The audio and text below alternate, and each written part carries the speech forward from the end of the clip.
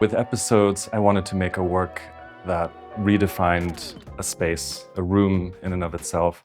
I was thinking of decorative formats that you see in between windows or above doorways. This particular piece is one that can be reconfigured and shown in any number of ways.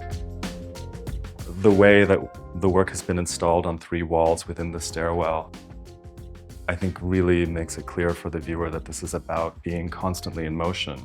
The things that I found so fascinating about the mirrors is that they immediately put the focus back on the viewer's awareness of what they're looking at, how they're looking, how they're moving through space, and how that changes the work.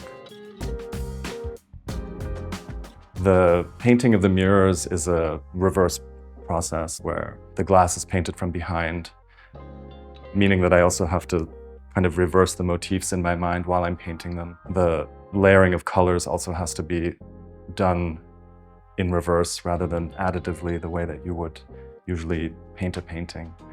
And then they're brought to someone who mirrors the glass, and only then do I see the final work. There's a lot of chemical reactions that happen in the process of mirroring that react with the paint that I can't control or foresee, that are often quite amazing.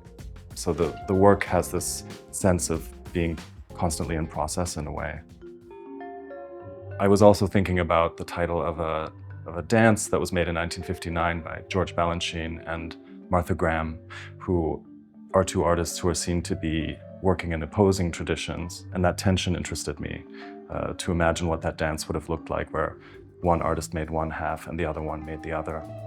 The more I started looking at the history of performance as a part of art history, the more it exploded my sense of art history in the way that I think you can see even in the collections here at the Lehnbach House. These are works that are intentionally made in a way that the reflection is not pure, but has a lot of interference.